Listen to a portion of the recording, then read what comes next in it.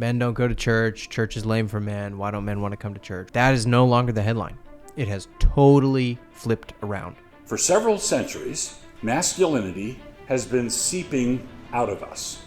And in many respects, the church has unfortunately led the way. When Jesus taught us to pray as individuals, it starts our Father, not our bridegroom, our Father. This can't be right. Worse, if fathers did not attend at all while the mother was devout, only 2% of children ended up attending church regularly, and over 60% lost their faith entirely. That's hard to believe.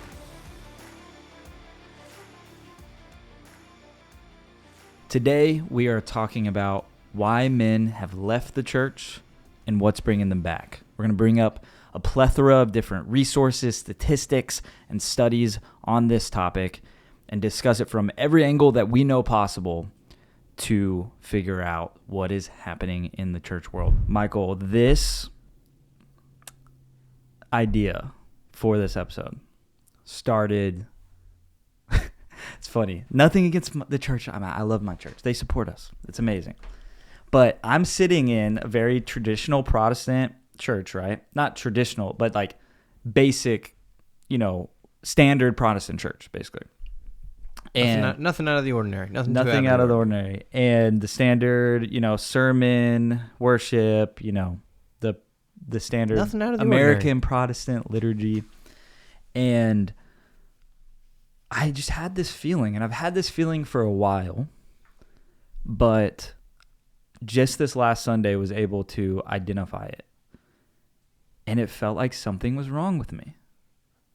I just had, I'm like, that's what this bad feeling is. I feel like there's something wrong with me because I don't want to pay attention and I don't want to do this same thing over and over and over again. And so it got me to thinking, well, are men just more ADD than women, right? Yeah, that was the first message you sent me at 11 on a Sunday when I knew you were in church. I was like, something is sparking this thought. Well, yeah, because I know whether, Michael doesn't necessarily believe in ADD. I don't know. He's never experienced my brain. So, but I know I'm ADD where I'll just space out to a different subject. But I can also hyper focus on something that I'm extremely interested in and is something that I'm working on. Mm-hmm. And I almost just started to wonder if the way we do church is not designed for someone like me and naturally causes me to feel like I'm the problem. And that's when it sparked an epiphany of we need to study this. We need to get to the root cause of what this problem is because, the data says all different types of things, but there is some type of an issue with being able to participate, put your hands to the plow, and work on something. So, and that's when we actually got to have a conversation about it, that's where I pushed back and I said, I've been a part of a church that in the past is quite frankly a little boring, as in I had heard the sermons before. I had been there for many years, and so we retread the same topics, retread the same sermons, sometimes point for point. And if I thought that I was there for me or for me to get fed, then I would be super bored. But there was a mind shift where I was not there for me. One, that's a big reason. I wasn't there for me. And two, what I was there for was I felt as though I had a real stake, an ownership stake in the church, in the service, in how the service went, in what the outcomes were. And I could sit through a boring service because I had this ownership stake where it wasn't really about the sermon and it wasn't really about what the sermon was going to do for me, because it wasn't about for me. It was about all this other stuff And so a 40-minute sermon once a week was more like fun than it was about, how do I feel about this? And what am I getting out of this? And I'm really not getting very much out of this. And all those kind of thoughts went out the window. So what you mean by that is like you were a part of this thing that was accomplishing something, and you were happy to sit there and listen to the sermon because you know it was a part of the steps you were taking as a collective people to accomplish a certain goal. I understood the mission. I was a part of the mission. Because I was at a certain level of participation on staff, I helped guide the mission. I helped set the mission. And so I was working. I was at work, in a way that was fun and really exciting and really engaging, even if the 40-minute sermon wasn't engaging for me that week. I felt engaged anyway because I was engaged in all these other ways. So that was kind of a summary of our back and forth about, is church boring? Is it my fault? Well, I've experienced where church should have been boring, but it wasn't. I was very engaged. And the thing that it triggered in my mind is I had a big question rattling around in my head for a long time. I was trying to figure it out. And I would ask anybody,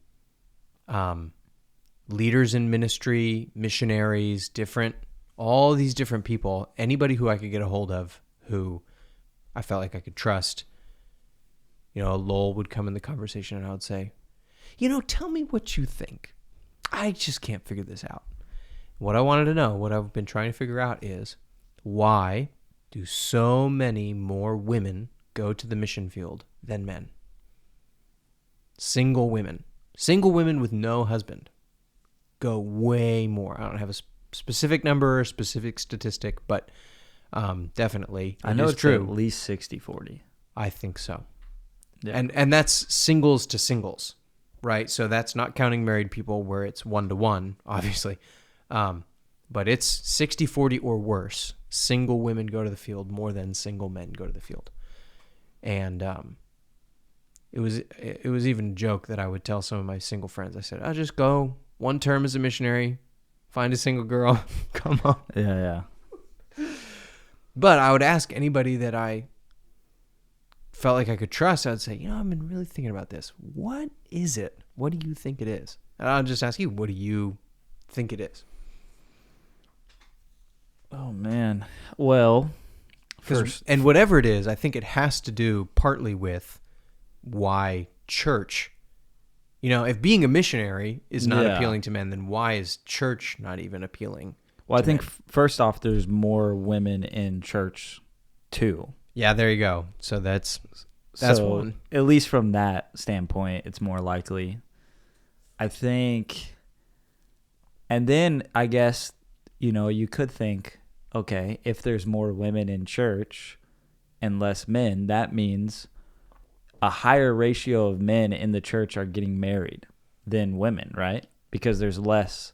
Just if everyone got married, right, then there would be leftover women in the church, and they need something to do, right? So they're single, go overseas. I don't know if that plays into it, but I never considered that. Maybe that could have a role to play, but I'm not sure. Well, okay, I'll say this is not statistical evidence, but more anecdotal evidence, and even anecdotal evidence from missionaries who will see even more young women than would have gone. I guess this is true for young women and young men, but who were planning to go, excited to go, and then get married and don't go. Yeah. And I think that it's probably both, but I see where you're coming from. Okay, what else? Man, what else would it be? Probably, at least systematically, I feel like, from what I've looked at, that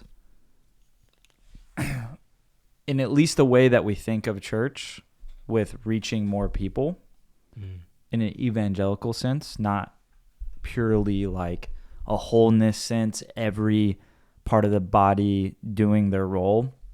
But if we're focused purely on increasing the numbers within a church and increasing the numbers of donors in any particular 501c3 or anything like that, women are just going to take the cake with being better at that than men.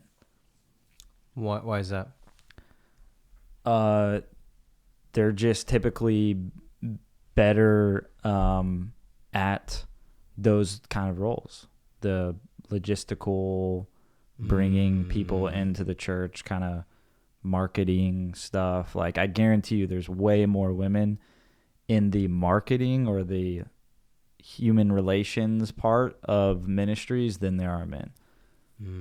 And I think more staff are women than men in general. I don't know. I don't have any statistics for that. So Maybe. I think that is part of it. Okay. It's very interesting that you say that. That is definitely a huge part of where my thought process had gone. Okay, one, and this one is not specifically to church. I mean, it actually kind of touches church, but it is definitely specific to missions, is that some of the major appeals that I heard about going to the mission field was compassion and love. Was compassion and love. And as an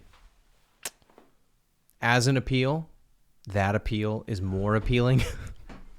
yeah, That appeal draws more women than men. Where men want a mission and women tend to be more driven by compassion.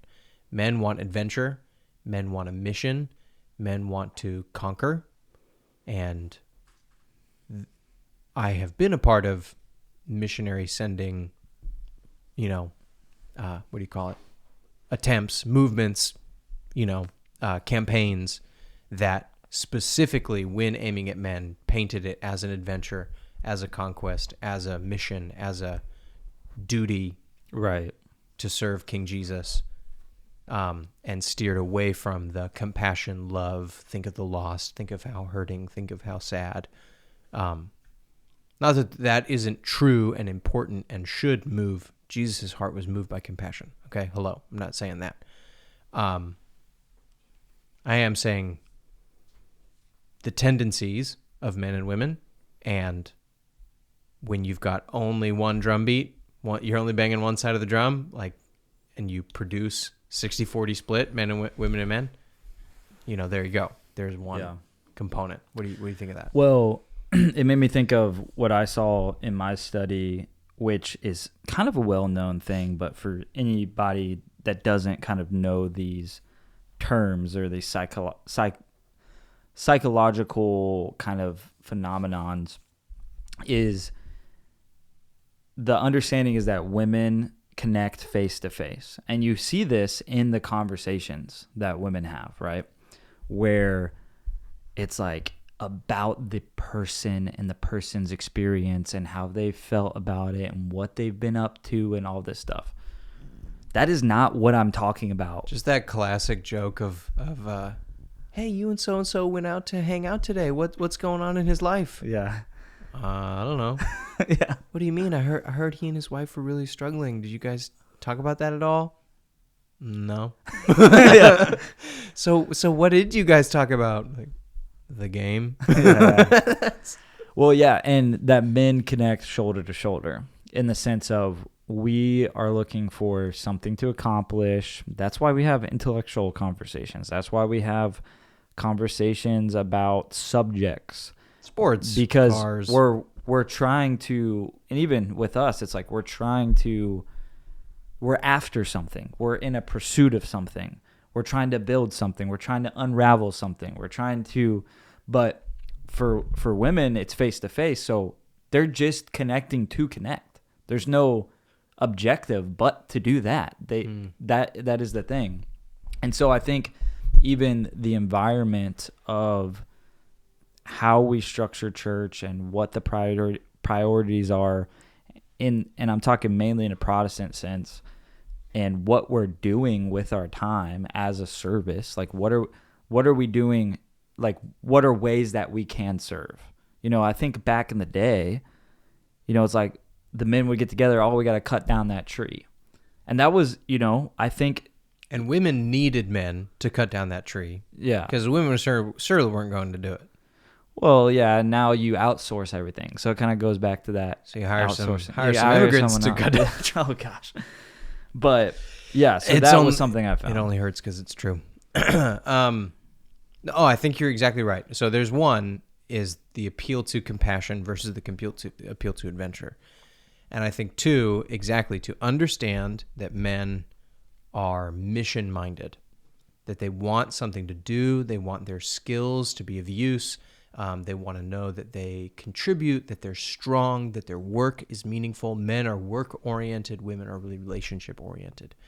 And so, and this is true not only for missions and now specifically aiming at the church, is when church services, what churches are offering, what churches are aiming at is relationships with each other, relationships to the ministers, relationship to God, my relationship to God. I even think about the signs. You're welcome here. Yep. Mm-hmm. Like, no. That is feminine coded. Like, yeah, because like I'll see a sign like that and I'm like, oh, that's plastic. But to someone else, they might think, oh man, I'm welcome here. Wow, I really am thankful for that.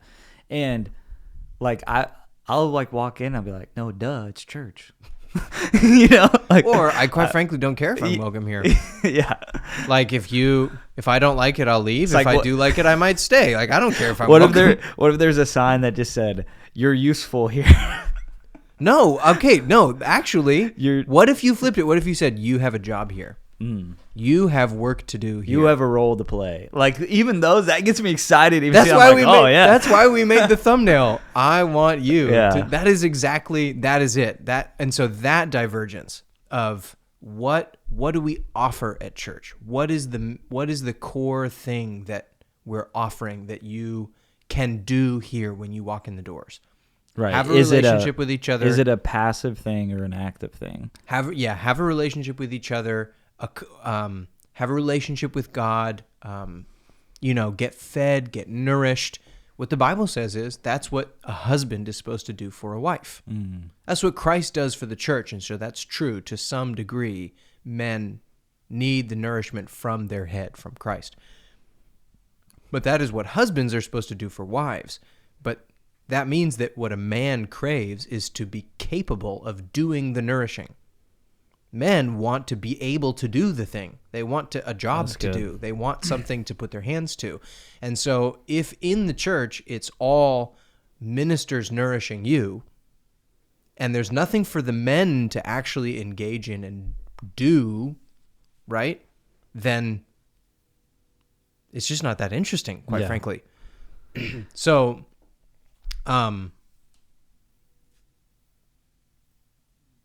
there's a whole section of church and the way we do church and what church offers that is primarily feminine coded, basically. And, some people don't like Doug Wilson. Personally, I quite like Doug Wilson. And this just came across my feed as we were thinking about men in the church. Oh, so you didn't search for this? No. It came across my feed and I said, Hallelujah. Doug Wilson talking about feminization in the church? That's what we need. And he did. He did a great job. He did a great job of explaining how we got here. And I don't think it's the whole story, but I think it is a good part of the story. Yeah. And so we'll let Doug Wilson kind of explain how we got here a little bit. After this video, I want to pull up some of the statistics I have of like, if we're thinking about what our outcome ought to be, if we want like whole families, people equipped to go into the world and maintain their belief and faith, how we design the church, and if we help men come back to church, it does seem like there's a trend where men are starting to come back, but if we help them stay, what the different effects on society can be. Yeah. For several centuries, masculinity has been seeping out of us. And in many respects, the church has unfortunately led the way in this masculinity leak, this masculinity seepage. Many factors have contributed to this, but the upshot is that because of tradition, men have occupied the ministry, but at the same time, sentimentalism and pietism and the definitions of piety have become increasingly feminized. So what does a godly minister look like? What does he act like? Well, if the church is being gradually feminized, and they hold to the teaching of the text that only men can be ministers, what's going to happen is you're creating pressure on those ministers to conform more to the ideal, and they're going to become increasingly effeminate. The definition of what constitutes devout piety has drifted into feminine territory. Now, I need to make a distinction between feminine and effeminate. Femininity is a virtue. Femininity is a word that describes a collection of attributes that a woman ought to be displaying. When a man is displaying those same traits, it is out of place and effeminate. So it's a vice, not a virtue, when he is being that way, and it's a virtue when she is being that way. So the definition of what constitutes devout piety has drifted into feminine territory, and ministers have labored to keep up with the shifting expectations. The sweetest and gentlest boy in the church is the one who was told repeatedly while growing up that he really ought to consider seminary. The old lady pinch his cheek and say, "You're such a sweet boy. You should preach the word of God." The boy who has garnered 17 black eyes and 3 broken arms while growing up is never told that by anybody. Okay. I thought that was so impactful to me as I was listening to this. I want to get your thoughts on that. Yeah, I mean, no one looks at the ADD troublemaker who can't read and like that's you. You're says you should become a pastor. Yeah. I don't know. I think it goes back to like walk in the spirit, not gratify the desires of the flesh. Man looks at the outward appearance, but God looks at the heart. It's like you need, like, naturally, even some men are going to lean more towards like being more feminine than others. Mm-hmm. Like some mm-hmm. are. There's a spectrum of temperaments, but when you start to kind of like sift out a certain type of person, mm-hmm. and when that person comes and feels like that there is something wrong with them just because they're masculine, they're not the nice guy, and I don't want to get into the whole nice guy thing. Like there is this thing where it's like you got to be this nice guy. Okay, so here's what I wanted to say, or here's what you were triggering in my mind is who he's describing is like Mark Driscoll. Now, here's the thing. He is not a nice guy. Right. He is not a nice guy. Right. He's kind of a mean guy. He's kind of mean, yeah. But, barring the character, do you know what I mean? It's like, oh, no, he's not a nice guy. Okay?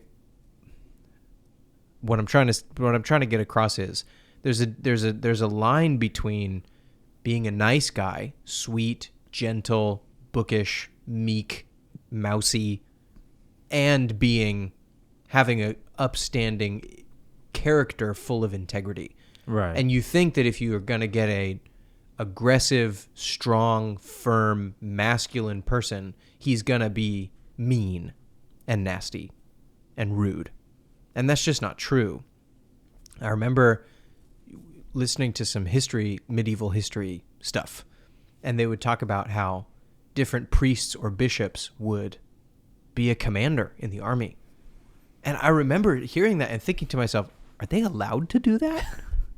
Like, surely you would not be allowed to be a bishop or a priest and go to war, to fight in a war, and, wear the armor and swing the sword and kill people. but they totally were. And that, listening to this, that just exposed that bias in me. Oh, a man of the cloth would never, ever, ever go to war. They shouldn't even be allowed. And yet, yes, in an older time, they most certainly were. Not only were allowed, but were encouraged and put in command of other men to lead armies. And I'm not trying to make a value judgment on that quite yet. I'm just trying to say how far we've gone from our ancestors. Our ancestors thought of the ministry one way, and we think of it in a very, very different way. And C.S. Lewis called it chronological snobbery, just to think that we're right because they're in the past. And that's not necessarily true. Yeah. All right. He's going to talk more about how we got feminized. So Let's hear. To keep that boy away from the pulpit. Now, the reasons for this are many, but they include a medieval shift. And some of the reasons for this go back centuries. But, and I read one book that I thought was very persuasive, a gentleman named Leon Podolus, who wrote a book called The Church Impotent.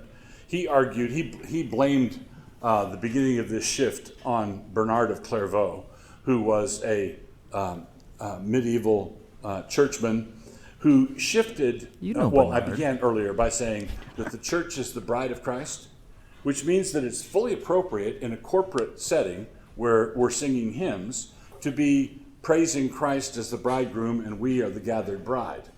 That's fine because we're a corporate entity.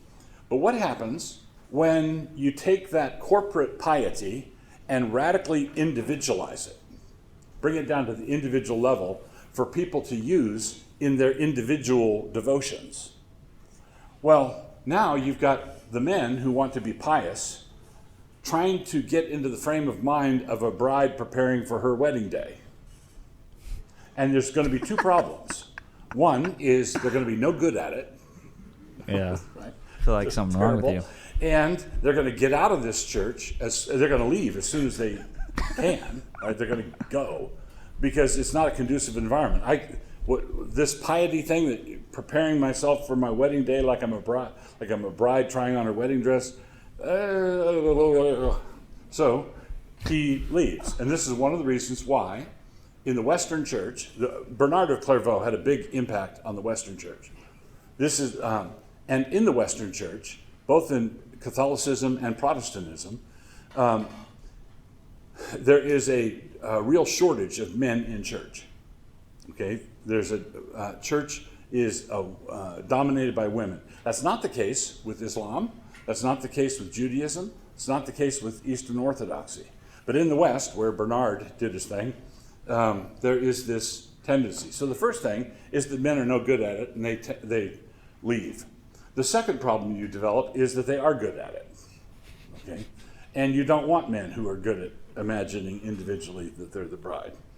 So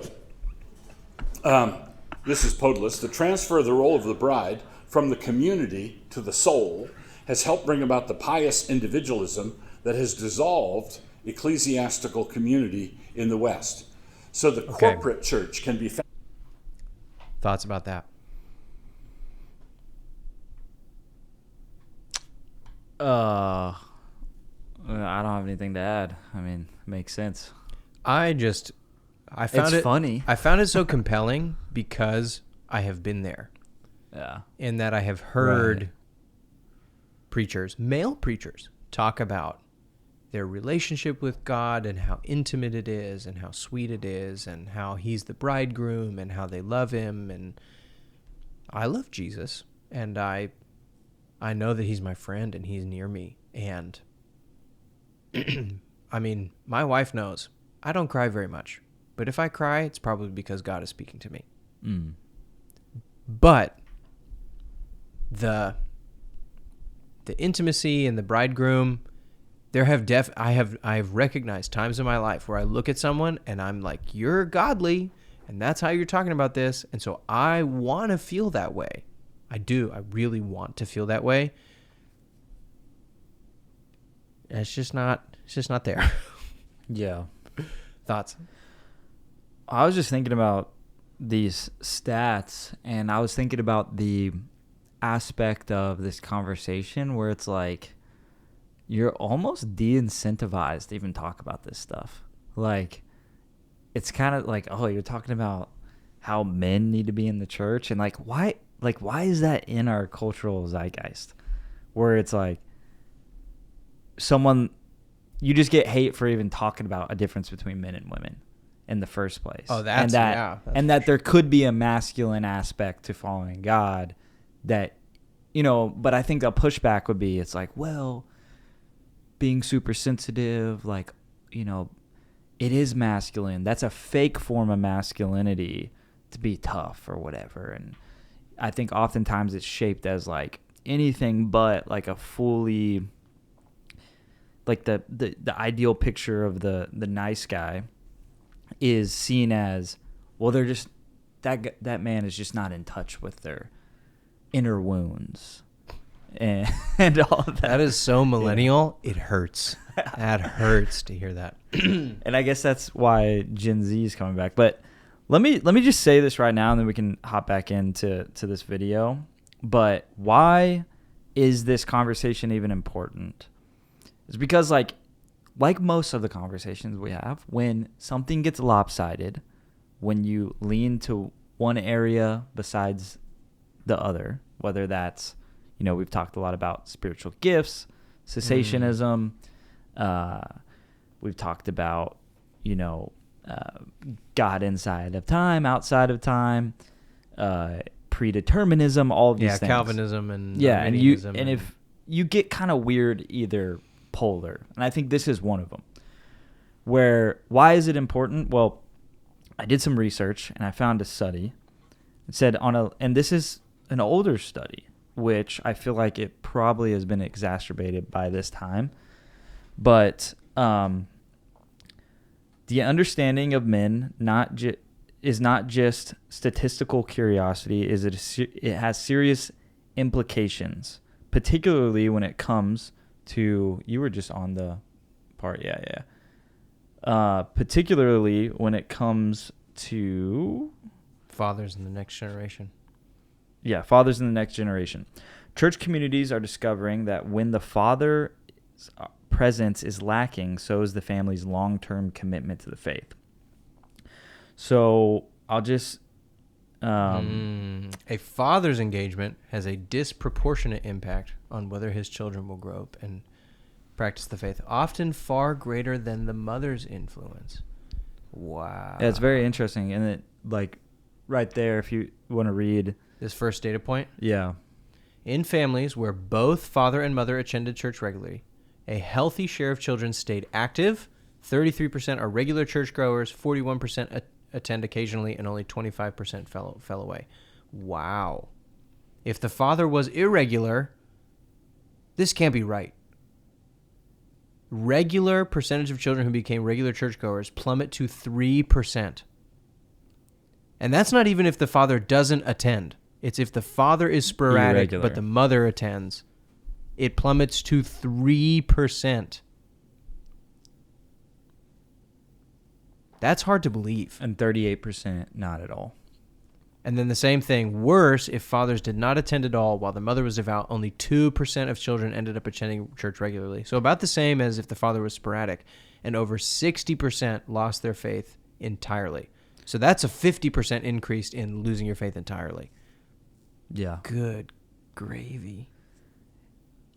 And on the flip side, yeah. if the father was the regular attendee and the mother was less involved, so this is now flipped.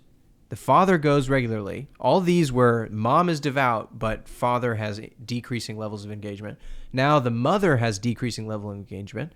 The children's outcomes improved. When the father alone practiced, 38 to 44% of children became regular churchgoers, even if mom never went. That is more than if both mom and dad go. Crazy.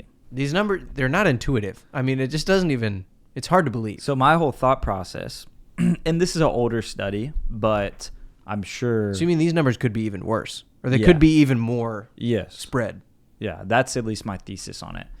And my thought process is like, okay, if we have specifically in the Protestant church, because I can't really speak to Orthodox on this, maybe Catholic. I think there's some similar trends in some forms of Catholicism, but if you have a feminized church that's particularly bent, I'm not saying being feminine is bad, just like Doug Wilson said. There's a difference between being feminine and effeminate, or effeminate. If by design or not by design, we've accidentally fallen into this kind of church structure and world, then we are setting our future kids up for more failure and for this problem to get worse and worse and worse and worse. You're saying men don't go to church, which means their kids won't go to church, which means more men won't go to church, which means their kids, and generation by generation, it just falls off a cliff. Yeah. Which I think we saw the past probably 3 generations. From boomers to us, that is it, falling off a cliff. That's exactly it. Valuing other things, and there's a lot of, we don't necessarily know all of the causes, but it kind of goes back to, okay, like you have societal changes, you have men focused on different things, you have the effects of their father, you have generational curses, you have all of this. But what I'm interested in is the things that we can change. I don't really care as much about what the full entirety cause is, especially with factors that I can't control. But what we can control is, okay, we see this being a thing. We see it being difficult for men to feel accepted, to feel useful, fill in the blank, to pay attention. How can we begin to adjust to change? So here's one. Both problem and, if you were going to undo the problem. If we're saying that men are mission-minded, task-oriented, motivated by duty, adventure, the need to be needed, the need to be useful. You go back to a time when going to church was a duty. It was the right thing to do, and you were going to do it. You were expected to lead your family. This is one area where you were expected to lead your family. If the wife led your family, it would be shameful. Right. I mean, if the wife led your family in anything, it would have been shameful. But even in this area, it's like, hey, you got to get your stuff together because you're supposed to be the man of the family. Don't fall asleep at the wheel on this. And everybody secretly still knows that. Oh yeah, absolutely. And I think that that's part of the thing is, if mom has to twist dad's arm to go to church, you're just like, Dad, you're weak, and this whole thing is lame. Yeah. I think that's so harsh. I shouldn't have said that. No, it's true though. I think like when you see like something in you, like whether you logically, like you said, I subscribe to a complementarian view of marriage where it's all 50-50 and the woman's just as much of the leader as the man, or the wife is just as much the leader as the husband. Even if you say that, when you see the shift of roles happen, something in you just makes you cringe. Like it just happens. I feel like I have to. Women, if there are any women watching, I love you. My mom's a woman. I'm married to a woman. That's how much I love women. And so I say this with all sincerity and all the love in my heart. I don't know that I've ever seen a woman who wears the pants, quote unquote, Right. who was happy. Right. And I've certainly never seen a man who didn't wear the pants who was happy. Yeah. Really happy. I mean, joyful. Not content to keep the peace, because if he tried to put the pants back on, that his wife would blow up on him, but actually joyful and satisfied and happy. And my whole thing is like, why is this controversial? Okay. Hold on. I think I have a response to that, an answer. But hold on, I want to finish with this. Church, there was a time when church felt more like a duty. Yeah. Something that you were supposed to do, supposed to Everybody participate knew they in. were supposed to go to church. And it felt just as much like a civic community as it did a religious experience. Like we all show up as the church together.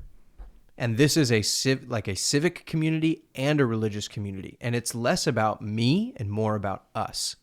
Yeah, and there was some responsibility to it, to where like Billy Bob down the street was going to know that you didn't go to church. Yep. You Yeah. know? But now it's like no one's going to know. No one's going to say anything. Mm-hmm. And so I think that we have taken a tumble down to a hyper-individualized faith. And because it's a hyper-individualized faith, we don't owe anything to each other, and we don't owe anything to the church. And once I start cutting all those other responsibilities, all those other duties, all those other ties, what's basically left is me and my relationship with Jesus. And when I come to church, if there's no tie of loyalty to the church, tie of duty, tie of loyalty to my community, tie of loyalty to my brothers and sisters that are around me, to the other families around me. I just think about if you've ever watched Little House on the Prairie, the way that Pa is at church, like that is what's in my mind right now. When you lose that, what you're left with is me and my relationship to Jesus. And basically that is feminine coded. And if that's all you're left with, then guys, just check out. Right, because like, okay, there is this idea of God gave us a mission, right? Mm-hmm. And there is an aspect of, like you said, men need some of that. We need to get into the Word and have a real relationship with God. It's not like men just don't have relationships or ever talk about anything real about what's happening. But what I've noticed is oftentimes for me, God teaches me a lot of things through like failure and through learning lessons. And that's the same thing with like my buddies is like I'm working on a building project and I invited my buddy Connor over just to hang out. I'm like, hey, do you want to build? Like, and I feel like most people, it's like, that's not what they want to do on a Saturday. No, that is. That is what most men want to do on a Saturday. Yeah, exactly. I'm like, hey, you want to build this with me? And he's like, yeah, I'll be over in an hour. I'm like, all right. Let's chop some wood and shoot some nails. And we're having a great time and spending time with each other. And real life on life, spiritually minded conversations came up in the midst of it. Right. And so that's what I mean is when church, there was a time when church was more about stuff you could do. You can do stuff as a part of your church, not just in the ministry, but for other people and for your church and for your community. There's stuff that you could do. And especially for your family. Me being a Christian, like I'm going to go here and be a Christian, and then I am the spiritual leader of my family. And so church and your religious life was so much about doing things. There's expectations and responsibility and some adventure, and that is masculine coded. Right, and when there's no expectation that you as the father and the husband are supposed to lead your family, it's like, oh, well, why does it matter if I go to church? Why does I'm it matter? not supposed to be the leader anyway. Okay, and then on top of that, to make it worse, you have this race to the bottom to appeal, that you have a class of ministers and a bloated church staff that also doesn't need any help from men in the community. The ministers, the church staff, the church will do everything for you. We'll do everything. We'll put on the event. We'll, run the stuff, run the kids ministry, run the ministry, do all the stuff. All you got to do is tithe. All you got to do is tithe. We'll hire the people that cut down the trees. Mm-hmm. Yep. Mow the grass. So I think that whole sense of that there's something to do at church, that there's something to contribute, and the expectation that I then go lead my family. When you steal that from me, that me and my wife are equally leading our family, or that it's fine if my wife leads my family and I don't really have to, because practically that's what being equal in leading means, is my wife is going to do it and I'm just going to not. Okay. And if that was the case, though, why is there such a disparity in the statistical likelihood of children being regular churchgoers in their adult life. Like, if it doesn't matter, like if the man is active, why does there seem to be such a real profound effect? Because that's a lie. Yeah, it's a lie. It's a lie. We'll just look it dead in the face and say, that's a lie. Yeah. Yeah. And that expectation, like, men, it is not the same. It is not equal. It's not fine if you share the responsibilities of leading your family spiritually. No, it's your job. And yours responsibility. Alone, you are the leader. And if you screw it up, you screw it up. And no sissy halfway stuff like, well, I'm the head and but my wife's really the neck. You know, or like whatever sissy halfway stuff people say. No, like, you actually are the leader. I think it goes back to our episode of, like, I think the natural sin that men often succumb to is wanting to subvert responsibility. Mm-hmm. And you see it a lot where it's like trying to avoid responsibility at all cost. And often the sin that women fall into is controlling. Mm-hmm. And so it's a recipe for disaster. It is a natural aspect of the curse. Yeah. So I think to fix it, we would say, instead of nagging men back to church, or nagging men into responsibility, or scolding them or shaming them, all that stuff only makes it worse. You got to tell them. Well, you present it as a responsibility Right. that they will be respected for, and an adventure and a duty. This is what you were made for. This is who you are. This is what is honorable in the kingdom of God. Be a man, have an adventure, lead. Well, and that was part of our conversation in preparing for that, is that's seen as wrong. That's seen as not inclusive to, or like not the best method of attracting people to church. Like, at least from what I see in the culture, where it's like, it's like the whole street preacher thing, saying you must repent, right? Mm-hmm. It's like, you must lead your family. This is what you are made to do. And you must, it's a command to not forsake the assembly of believers. You must be involved in the church. And this is not a choice. This is what following Jesus looks like.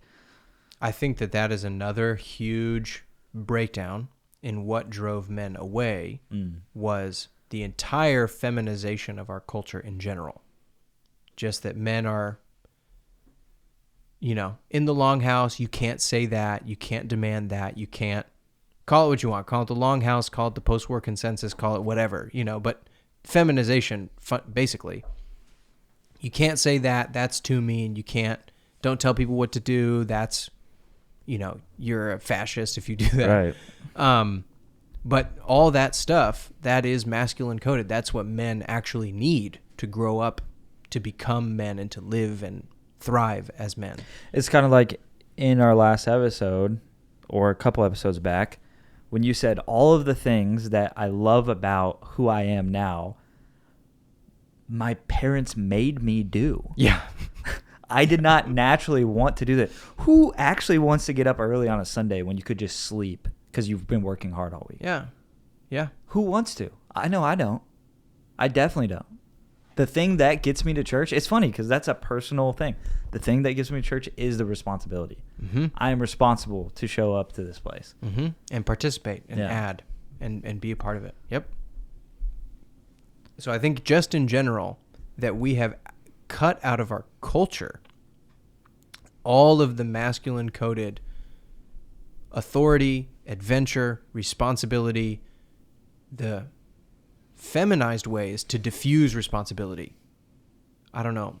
Anybody who's been in a room full of women, like, I don't know, what do you want to eat? Well, we don't have to, but if we did, like what I was thinking, maybe, I don't know about you guys, but I was thinking maybe we could get a salad, but we don't have to. Like, you don't, oh, well, that sounds great. I love that idea, but I'm a little bit allergic, but that's okay. You guys can go and I don't have to eat. Like, that's fine. To diffuse responsibility. is the feminine way. Nobody takes responsibility for anything. Nobody has to offer every the nail that sticks out gets the hammer.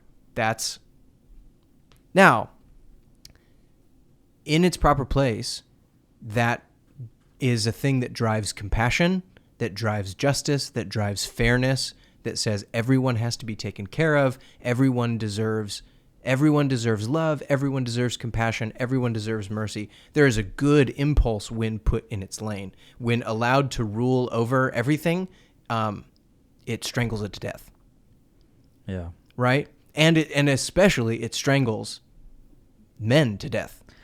I wonder, like, I mean, this has to be true, right? That part of why we're in this problem is because of bad fathers and like messed up families, right? It has to be, because then you have, you know, father wounds and that are real things, and people don't know how to identify with authority figures, and they run away when they're told what to do because they didn't learn that, because it was only negative experiences with their dad. And so I think this is why we did the episode a while back, this like Babylonian pattern of flipping the gender roles, and this traces all the way back through history. And literally. Yeah, to the very beginning of history. And I think that's why it is so important to help people understand what a healthy marriage looks like and what to watch out for. Because when you've convinced yourself that the things that were, that's just an old way of thinking, that's the misogynistic way of thinking. And I'm not saying, you know, husbands that don't love their wives or abusive fathers or anything like that. That's way out of the question of what a godly man is like. But I think it's so important to get that right, because it affects generations and generations and generations. And we're living in it right now. Mm-hmm. And so I think this idea, and I would love for you to bring up whatever resource we have on this, but there does seem to be somewhat of a resurgence, at least statistically, in men returning to church, or at the very least, from what I understood by the data, is proportionally men returning to church more than Gen Z. So the women. You said that you wanted to do an episode about why church isn't for men, or why men don't want to go to church or whatever. Yeah. And immediately, and you're like nuh-uh. That's not the headline anymore. Yeah. A decade ago, even 5 years ago, that would have been the headline. Men don't go to church. Church is lame for men. Why don't men want to come to church? Why is it so disproportionate? All this stuff. Right. That is no longer the headline. It has totally flipped around. And that one, at least in the generation that's up and coming. I think that this last year, every year, the number of people claiming to be Christians or claiming to be regular churchgoers, or whatever the statistic data point is, whatever the specific question is, has been steadily falling. And I think this is the first year since, the 80s or 90s, that it has not gone down. Mm. And everyone was like, we leveled out. Either we hit the bottom and now everyone who's really a Christian is like done leaving the church, or what the data really shows is that there's turning around, that there are more people coming back, or it has leveled out of there are people leaving, but there are more people coming in, that it's leveled out. And another data point is those people are not Gen Xers and boomers finally saying in their old age, I left the church a long time ago, but I'm going to come back. No, it's actually Gen Z, the youngest crowd, that is resurging back into church. And then even beyond that, way disproportionately more young Gen Z men than young Gen Z women. Yes, young Gen Z women are also increasing their church attendance, but way disproportionately outstripped by the young men. And so we'll show you another video that breaks down all those statistics. The third one. Yeah, there we go. So they're just going to break down all those statistics for us. Gorgeous, like 900-year-old cathedral. I mean, if this was in the U.S., it would be. I mean, it is a landmark in Is this Italy, where we but want to it's start? it's I don't stunning. know, And did- you go in all there. right, and We'll I start at the actually beginning. We'll start at the beginning. Okay. I thought you had placed this one. There's been an explosion in interest in traditional forms of religion, particularly among young people, particularly among young men. I want to go through this article a little bit briefly because there's some really just stunning trends in here that I don't think anybody was expecting in 2019. Yeah. First point here is that Christianity is actually starting to make a bit of a slight comeback. For decades, In the U.S. and other Western countries, which is important to mention. for decades, the number of people who identified as Christians had been on the decline year after year after year, and the number of atheists and agnostics had been rising. Well, that has plateaued at this point. And in some cases, the number of agnostics has actually started to drop, and the number of Christians has either flatlined finally, or in some cases actually started to rise. And what's interesting again is where they've started to rise. The United States has no significant tradition of orthodoxy, right? That's an Eastern European tradition, and you're seeing this pop up in the U.S. now. And obviously, we do have a bit of a Catholic tradition, although the United States has largely been a Protestant country for most of its history. But it's also the Catholic Church that's growing as well. So it's the two major hierarchical, more ancient traditional structures within Christianity that, you know, one of them kind of has a history in the U.S. and the other one has almost no history in the U.S. And they're the ones that are seeing a large number of converts. But what's also interesting is what's happening with the Zoomers compared to other prior generations. So, for example, I just want to go through some of this here, is that we've seen a plateau of non-religion in America, but what's also more interesting is the generational divide here. Yeah. So, again, each generation's been less Christian than the one before until you get to the Zoomers. Once you get to the Zoomers, you end up finding something really interesting. Gen Z is more likely to attend weekly services than boomers or millennials. Yeah. That is astonishing. Gen Z men show up more than their older brothers who are millennials. Yeah. And again, and even compared to some Gen Xers, like that's a total reversal. Now, I'm not saying that we're getting back to the early 1900s where everybody's going to church on Sundays. We're a long ways away from that. Yeah, sure. But the fact that you're seeing the youngest crowd in America, that is, by the way, I said boomers. I meant to say Gen X, not boomers. I'm pretty sure that boomers still have the highest religious attendance. But again, for the last 4 generations, you've seen this decline, and Zoomers have started to reverse that, and it's Zoomer men Yeah. have started to reverse it. So you're seeing a plateauing of the decline of religion. You're seeing a plateauing of the rise of atheists and agnostics. You're seeing a return to traditional hierarchical forms of Christianity in the U.S. and in the West. And you're seeing a rise in religious attendance among Zoomers, particularly Zoomer men. So there's like 4 major data points that are all coming together that I would argue there were not many signs that any of those things were taking place just 5 years ago. Yeah. So Well, what and do you think's going on here? So this is interesting. When you look at this, within older generations, there's a consistent gender gap among Christians, with women more likely to be religious than men. Part of that, I think, stems from the fact that, as Tina mentioned before, feminism worked its way into the church as well. And you started to see kind of this girl boss version of femininity. Instead of the Proverbs 31 version of femininity, you saw the girl boss version. And that was problematic because it kind of excluded men, right? Men would get lectured at church, women would get uplifted. When in reality, we're all supposed to be, again, held accountable, and it's a process of sanctification, right? So I think that was part of it. The other thing that you saw is within all these Protestant denominations, almost every single Protestant denomination has had a heretical break-off. And that's confusing to anybody that's on the outside looking in going, well, okay, wait a second. How is it that I can walk into, one Methodist church and they actually teach, from the Bible, and I can walk into another one and they're telling the Sparkle Creed, whatever the heck that is, right? This is confusing to me. So what's not confusing? Catholicism. There's an amazing amount of consistency within Catholicism, regardless of where you go. Now, that's not to say that there's no differences. Talk to a Jesuit, versus a Benedictine, and you're going to get very, very different views on the role of government and society and everything else. So let's not pretend that the Catholics, are simply because they actually embrace the hierarchical structure that they're that it's just one version or interpretation. And you get the same thing within Orthodoxy, which is not nearly as Okay. hierarchical Yeah. as I would like to hear some of your thoughts. Why this shift is starting to take place. We're right on the cusp of this generation. So these are our people. I think when,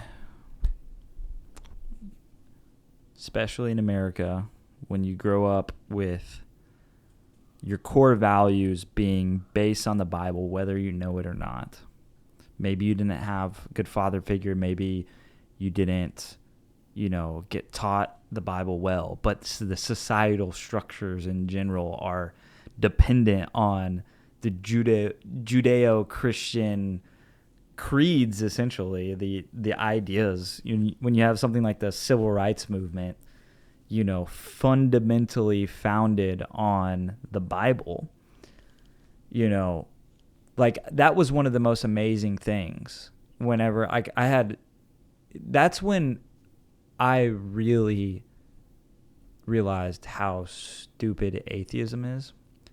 Whenever and sorry, maybe I'm just going in too much, but I stood in front of the Lincoln Memorial, this huge, like megalith of a human created structure in the, this place in Washington, D.C. where everything is about the foundations of our, society. And I look to the right of it and etched in stone, I don't even know how you do this. It is Lincoln's address. The inaugural address. Yeah, where he says, it is self-evident that every man is created equal. Yeah. In the eyes of God. And he also says, we're in this war as a judgment from God for slavery. yeah. In the inaugural address. Yeah, that guy, yeah. So I lost my train of thought. We're just crazy. yeah. We are crazy. Yeah, and when we look at fact- society crumbling and everything we know to be true and people saying wild things, it's like, okay, man, like this was fun when it was just like in that sweet spot where there was like the perfect amount of societal stability and just like no responsibility to any moral, objective, where I had to have a different Lord but myself. But you stay in that place for so long and you literally become Rome, right? You start to fall apart. And I think that's probably a big part of it. I think this is the way I've thought through it. The boomers believe their own story. Just got to pull yourself up by your bootstraps. I had it hard when I was young, but I put myself through college and, And we're all conspiracy theorists, man. Hold on. So we don't believe okay, story. but the boomers really believe their own story. Right. Gen Xers, they think to themselves, man, when I was a kid, America was good. I don't know what happened, but, somewhere along the way. But I'm so glad I grew up in the 80s because that was a golden time, beautiful time when I was, a teenager in the 80s. Yeah. And you always talk about your high school experience Totally. over and over again. And then you go, man, I don't know what happened now. The millennials are when it started to break down, where they look at their Gen X and boomer parents and they say, you told me to get this degree. You told me this degree would pay off. It was a scam. Why did you do that? I believed you when I was a teenager. Why did you, you told me to save up and I would be able to buy a house. I still can't buy a house. Why did you tell me this? Why did you lie to me? So the millennials bought the lie that the boomers believe as teenagers, and none of it came to fruition. And now Gen Z is looking at their older brothers and sister millennials, or, looking at millennials and just thinking, no, I'm not even going to believe that. I think that the story of how things work has the Zoomers just don't believe it. And they're looking for a new story. Yeah. I think that's one thing. I think another thing is our culture has been increasingly feminized, and that kind of choking feeling. And the thing of, you can't say that, if you say that, you're this, that, and the other. You can't speak. I saw a young man with a septum piercing and a shirt that said, stand up, a black woman is speaking. It was like, stand up and shut up, a black woman is speaking. And just that, the feminization, the nagging, the scolding, the you can't say that, you're not allowed to do that, safety first, don't run with scissors, like just all that, stuff.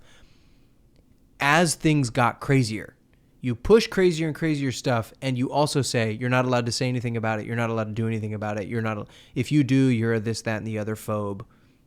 And then in 2016, like the boot just started to grind in the face, I think, and with Donald Trump and the LGTV, especially the T, and all that stuff, and it just got crazier and crazier and crazier and crazier until I think COVID broke people.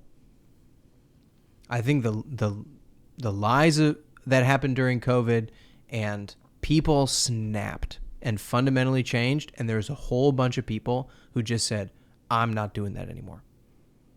I'm not staying quiet anymore. I'm not going along anymore. You people are evil. What you've been doing is evil, and I've been a coward, and I'm going to stop being a coward. I'm not staying silent anymore about how crazy and evil this is. And I think the young men have just been waiting for their dads to do that. To say, like, hey, this feminized culture, get your boot off my face. I'm going to stop being a coward, and we're going to say that this is crazy and insane and evil.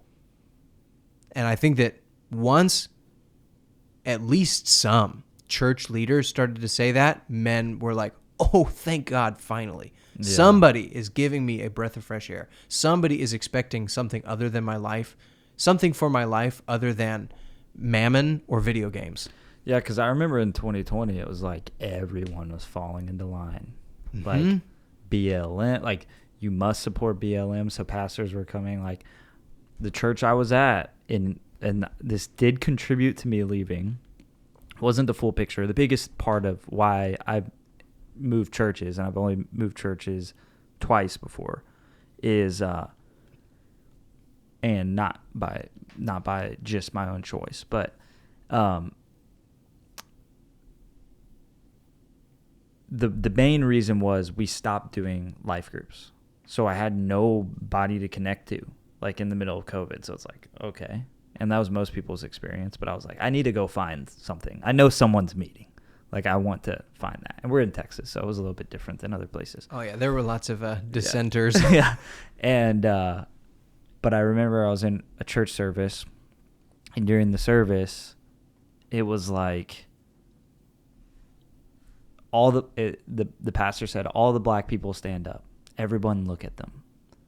And I just remember, I was like, something is wrong about that. Like, we're not supposed to be separating. We're supposed to be coming together.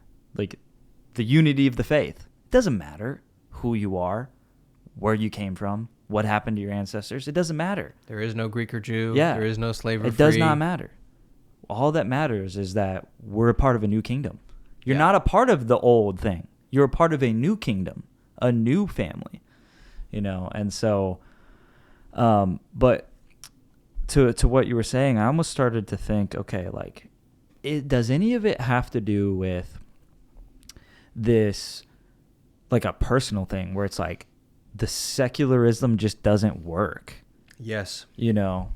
And I wonder if part of it, it's like the secularism doesn't work, plus like there's no more certainty in society, plus like I can't buy a house and have the American dream anyway. So it's like all that combined, it's like, what else am I going to do? Yes. Like I either run away and get a van and live in there, or I go back to church. I don't know. Give meaning to my life. Yeah. Secularism has absolutely failed. And it's not just like, oh, it worked for boomers and it failed young men. I think that we have fallen. Remember, what does it say? God will visit the sins of the fathers to the third and fourth generation. That sometimes a blessing will carry generations on, and sins will carry a generation on. Totally. And so the boomers who stopped going to the church, now we're at the fourth generation on. And I think that all the blessings have washed out, and we're only stuck with the curse. And so it's not just that secularism has failed young men as though it were supposed to work, but somewhere we dropped the ball. No, secularism doesn't work, and all the blessings of Christianity and a Christian culture are gone. Are you saying like we're just less likely to drink our own Kool-Aid? Or anybody else's Kool-Aid for that matter. Yeah. Because even like right now in the church, we've talked about a lot where it seems to be like, at least what it looks like is we're kind of in a modern day Reformation. Yes. Things shifting around. People are getting fed up with like, you know, sugar water versus the real stuff. Yep. And so I think that plus the spark where people broke during COVID and just decided that they were going to stop being cowards, and they were going to proclaiming orthodox Christian truth again.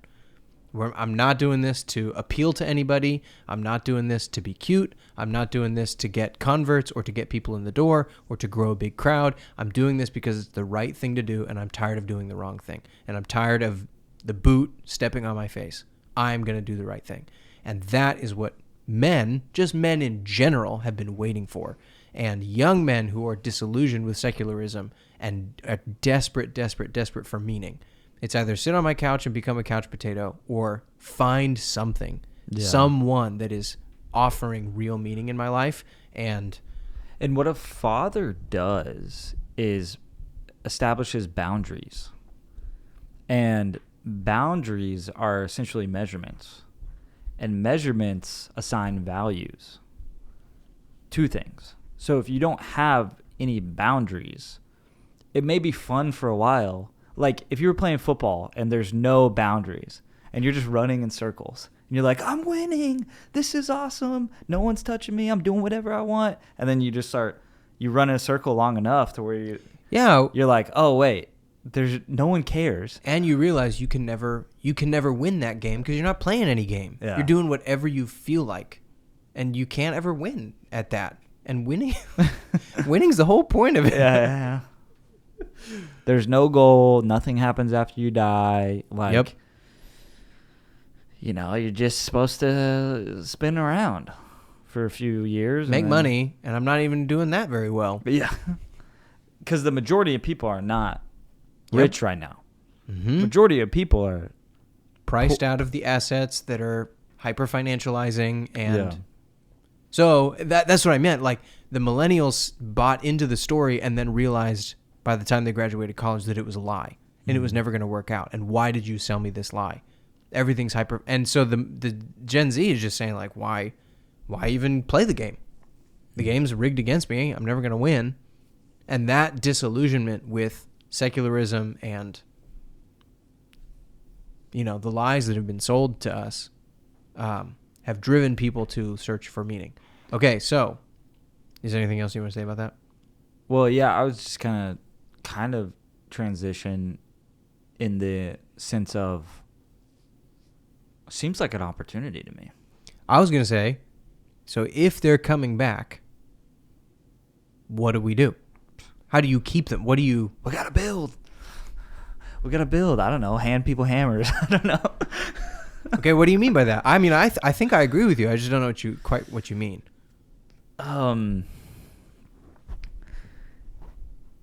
It's okay. So I think when you have any type of, right, so you have a fatherless generation, and this fatherless generation is trying to return to some sense of normalcy. There's still going to be, like, it's like when you adopt an orphan. Even though they have, like, the most ideal situation, they still have to get used to not being an orphan anymore.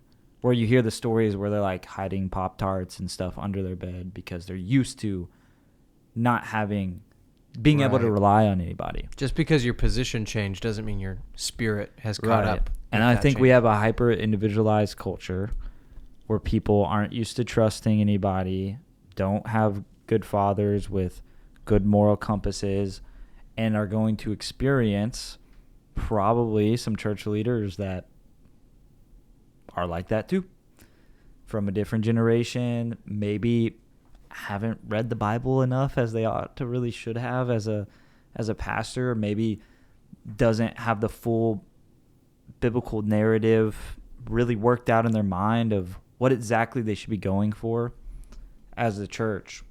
So I think at the very least, when I think of practically what can we do, it's just start treating people like people and see them as valuable, and not in the thing where it's I'm communicating to you, oh, hey, welcome, you're so valuable.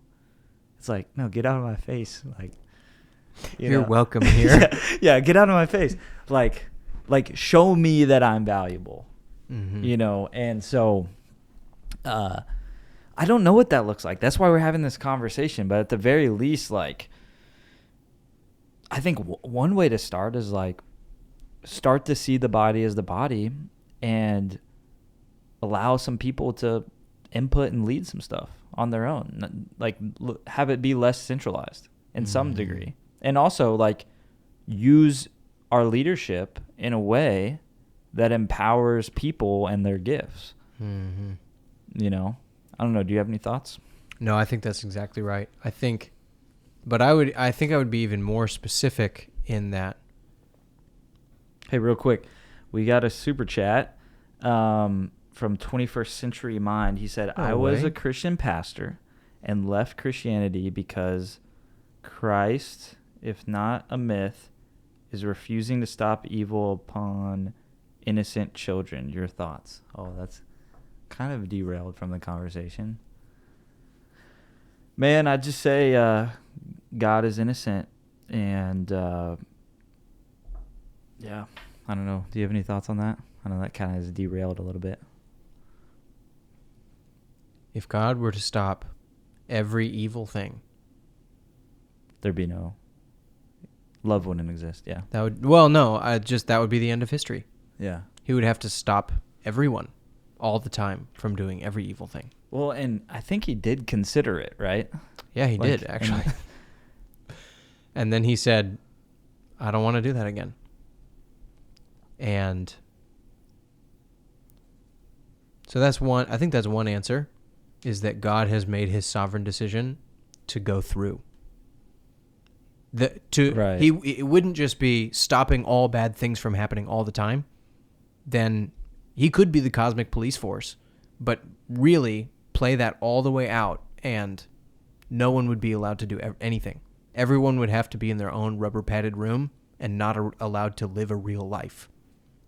Ultimately, when you play that out, or God just says, hey, if I'm going to take out all sinners, then you're all sinners, so you're all gone. If he doesn't allow for grace and mercy means that there's going to be mess-ups. There's going to be people who get hurt.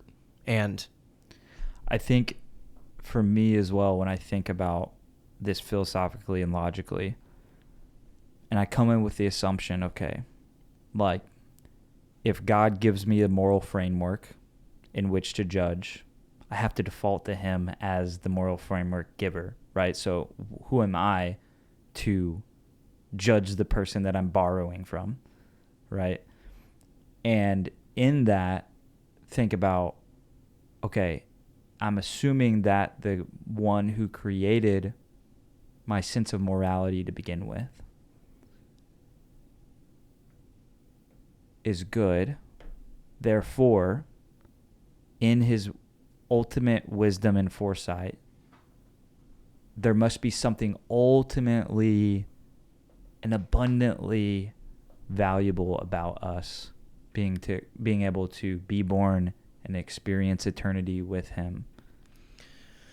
I think that is definitely the other. God, Paul says, I am convinced that this light and momentary suffering cannot be compared with the eternal weight of glory. So that was Paul's point of view. And then Jesus. I am convinced that this is a light and momentary suffering in comparison to the eternal weight of glory. Well, and Jesus, for the joy set before him, endured the cross.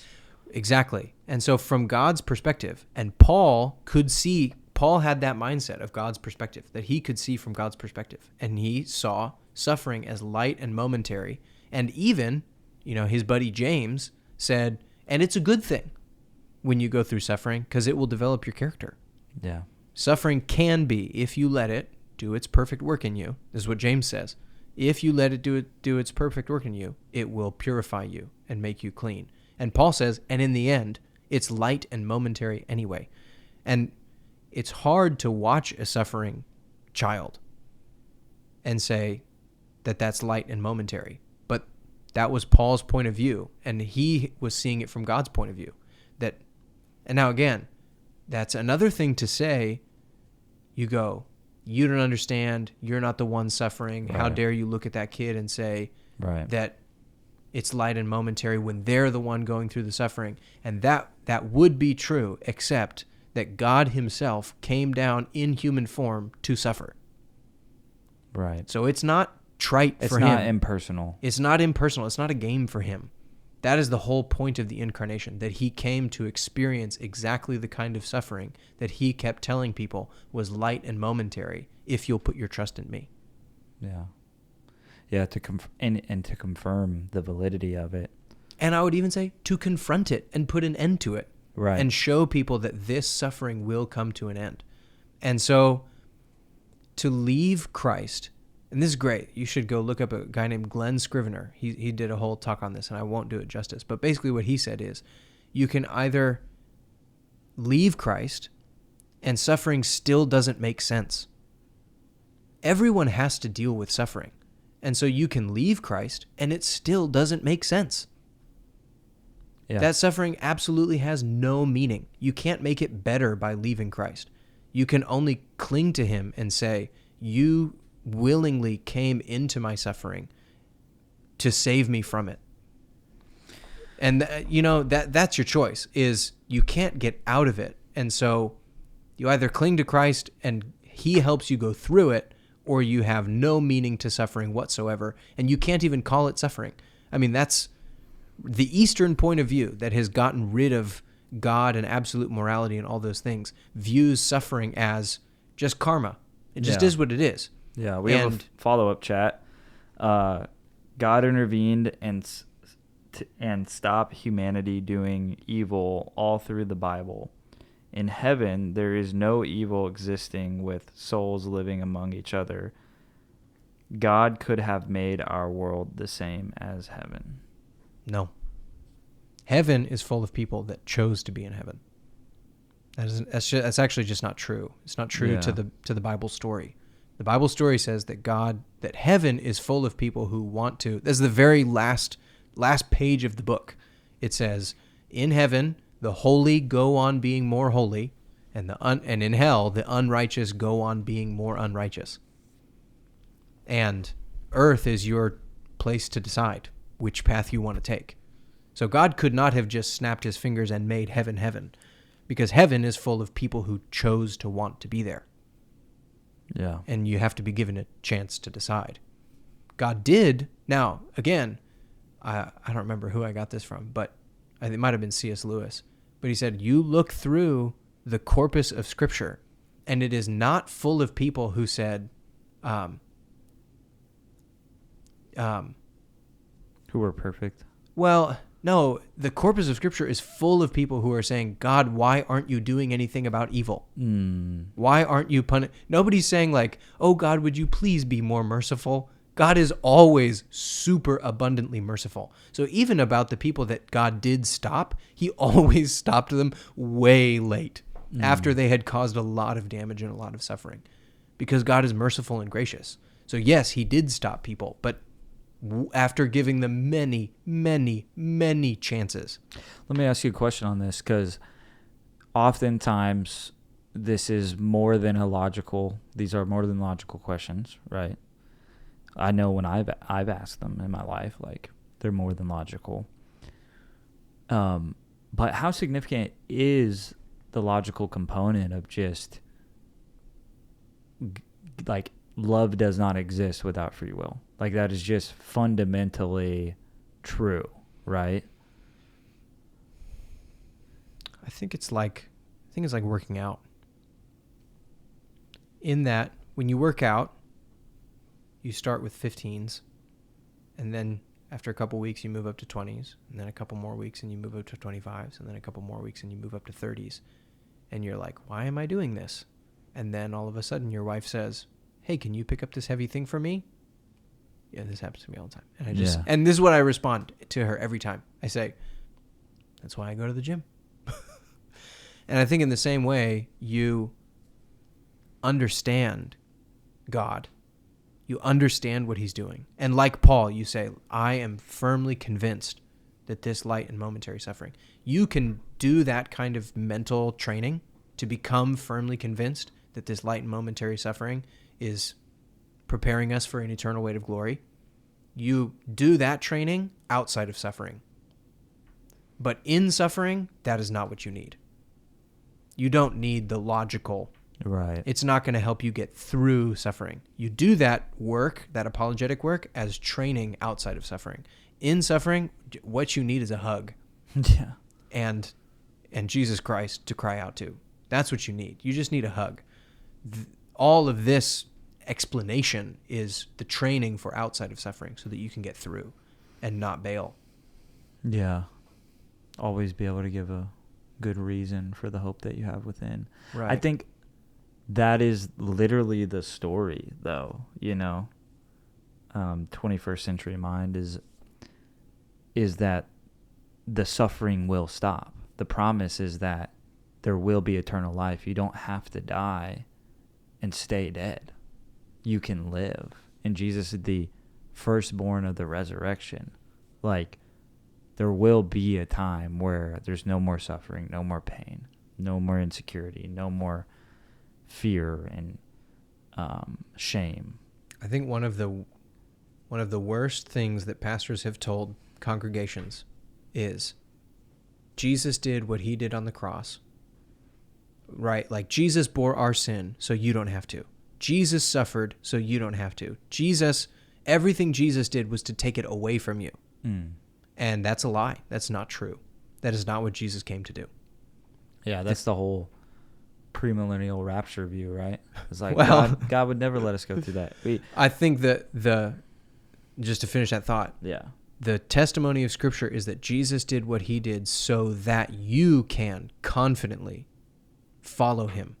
Jesus died so that we can die his death. Jesus rose from the dead to give us confidence there's life after death. Not just our mortal flesh, but if I say no to my sins and I choose to follow God instead, that there's life there. Jesus suffered so that I know that suffering doesn't have the final word in life, that there's something greater after suffering, that it is a light and momentary affliction, producing in me, preparing me for the eternal weight of glory. Right. It's not a zero-sum game. Everything that Jesus did showed me that I can follow him.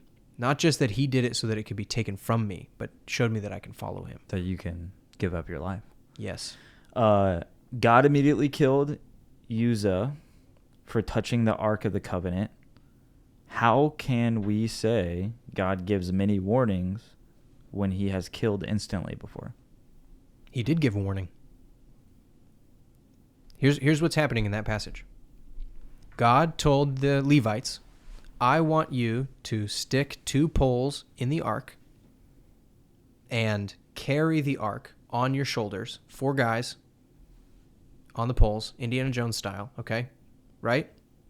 That's how the Levites were supposed to carry the ark around. The Philistines put the ark on a cart and sent it back on the cart to Israel. So the Israelites were treating the ark of God like the Philistines treated the ark of God.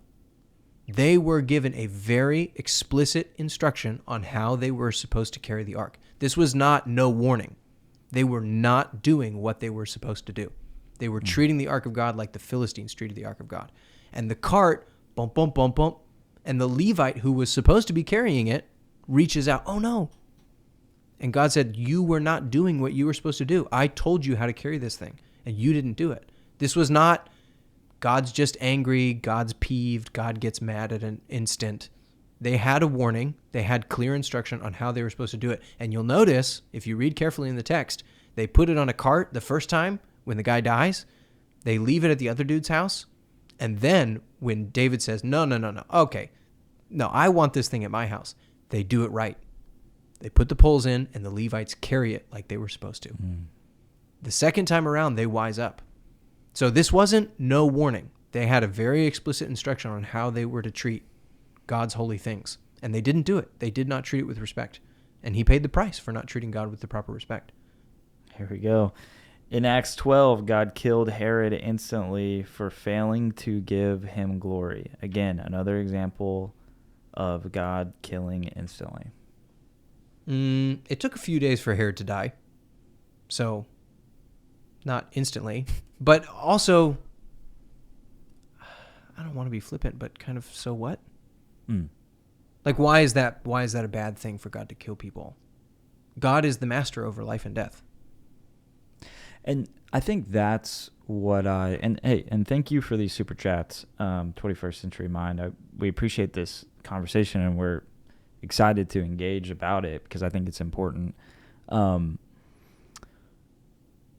That's where I wrestle with, because in one hand, I mean, this whole conversation was about feminine and masculine kind of, and on one hand, there is this aspect of like, yeah, you need a hug, from your dad.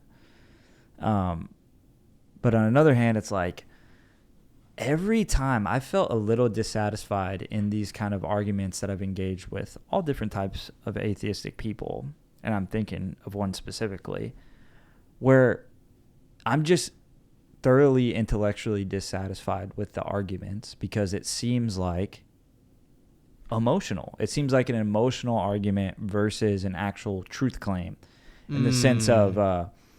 You're saying like, that guy died. Oh, he died. But... Well, like, how could you follow a God that flooded the earth and killed all those people? And I'm like, I think these are things we all need to wrestle with. But at the end of the day, it's like I'm pointing my finger up at God and saying, you ought not to do this.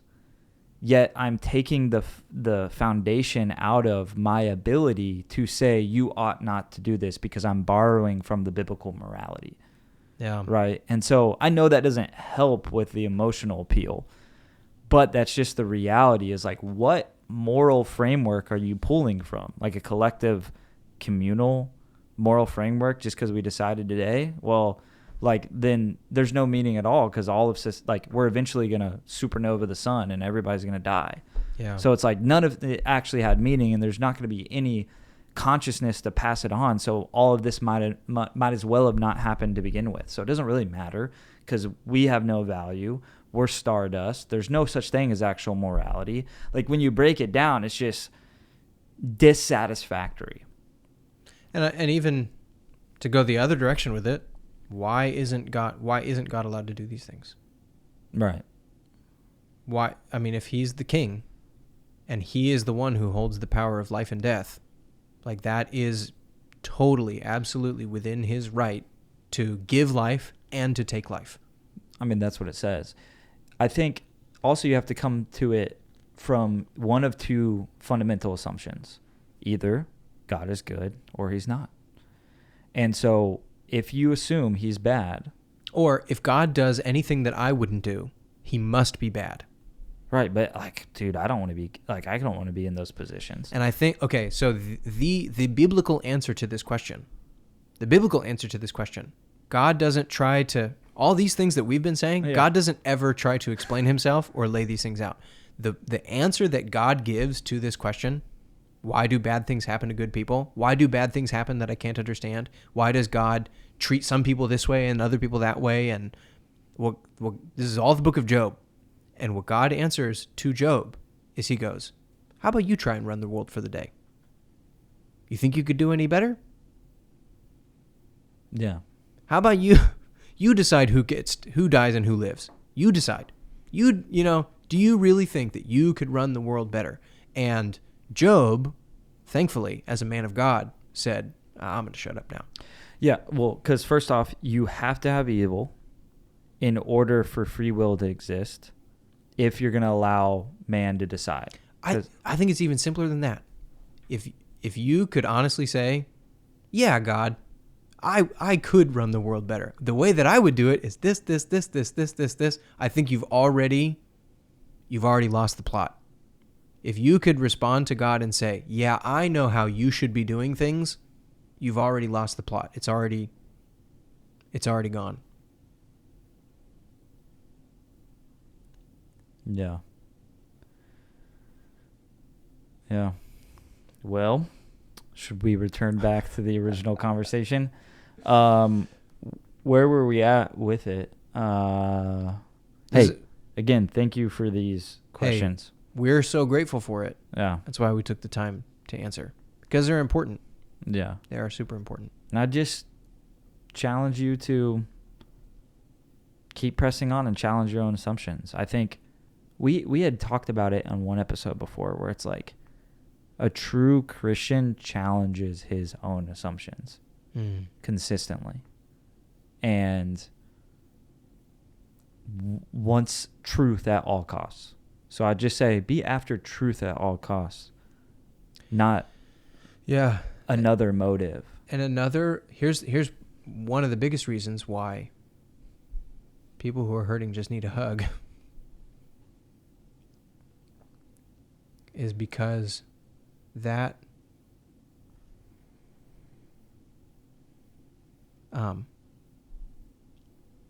pain and hurt and disillusionment, if you try to argue somebody out of it, it'll become a tug of war and you just tighten your fist. No, God, you should have done. No, you give me that back. I'm in charge here. No, you should have. And it just becomes this tug of war of argument, and it grows into resentment. Understanding that God loves you and that he came and suffered alongside of us to rescue us and pull us up out of the pit is the only thing that opens that closed fist of resentment and is able to actually listen again to God's voice. And I know that a lot of times I come off as cold and flippant, and I don't want to, but I'm not trying to come across and say as though I haven't thought through those things, and I haven't wrestled with these things, and I haven't tried to deal with them. Because we both have. But that thing, that resentment, that closed fist just blinds you. Yeah. Just blinds you. And you can't humble yourself.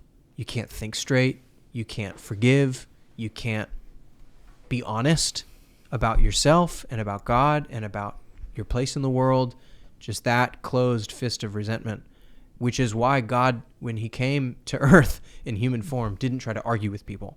He just showed them that he loved them. And that thing opened people's closed fist of resentment. Yeah. It's hard to escape, but it's poison. It is. It is very difficult to escape. But the only way to escape is what Jesus did for us. And if that doesn't work, his humility and love poured out on the cross, then that's the only thing. It's not actually answering the questions back and forth. Yeah. Well, God, what about you? And what about this? And how about... It's like that is the fundamental reality. That when God came to earth, he came to suffer and die and pour out in total obedience and love. I think... And that when you start there, then you can actually... Then you can begin to answer those questions. I think we can tie this into the original conversation because what we were trying to, as Hampson kindly reminded, was we were trying to figure out what the solution to our present circumstances are and what we can do to help. And I think, at least for me, a big part of it is be able to give some real freaking answers to stuff. Like to be able to face hard questions head on and give legitimate, good answers. Bible answers. And and have a discussion about it. I think dialogue is a huge thing we're missing because you have one guy up there who sees it one perspective. Yeah. You need other types of personalities and other pushback, because like, and you just gotta, we need some solid answers for things. As a teacher and as a pastor, the fear of answers or the fear of dialogue is because you don't have an answer. You've got a pat answer. You've got an answer that you got from somebody else or you got from a book. You haven't actually found it for yourself or thought through it for yourself. And if somebody probes any deeper than the phoned in answer you already gave, they will figure you out. And so we need real answers, real people who have really figured this out. I think this is what I've realized through the Mike Winger stuff that's been happening. Because at first I was uncomfortable with it. I'll be straight up. Oh, I was down from the beginning. Well, yeah. I mean, I'm like half and half. But like, there's part of me that's like, this is uncomfortable because of like the church culture that I came to the Lord in. And I think what I've been realizing through it is just, it's cleanup season. Like, we don't have to... Yes, there's a bad way to go about it. Like, when that resentment manifests as like, we're going to take everybody down and we're going to destroy the whole system, that's obviously bad. But just this idea of like, hey, we got some real issues and we can face these head on. It's like, that's a feminine characteristic, right? Is not facing issues head on. And it's seen as a bad thing to point out, to have any form of criticism. Like, that is ungodly, right? That you would even criticize. Like, even in recent church news history over the last year, it's like, you do not speak against God's anointed. If you retweet an article, you are sinning for pointing something out. I haven't heard that one. That's that's gnarly. That was the whole. That was the line. That was what they said. That was the whole. Church that just left the AG. The whole pole dancing situation with Mark Driscoll. Yeah. Yeah. So it's just like. Here's you and I have talked about this a lot, not in connection to this specific topic, but just because it's what we feel. And that is, if a pastor sees these people coming back, young people coming back, and young men coming back, and thinks, oh boy, church attendance is up. The energy in the sanctuary is back. Maybe even tithers.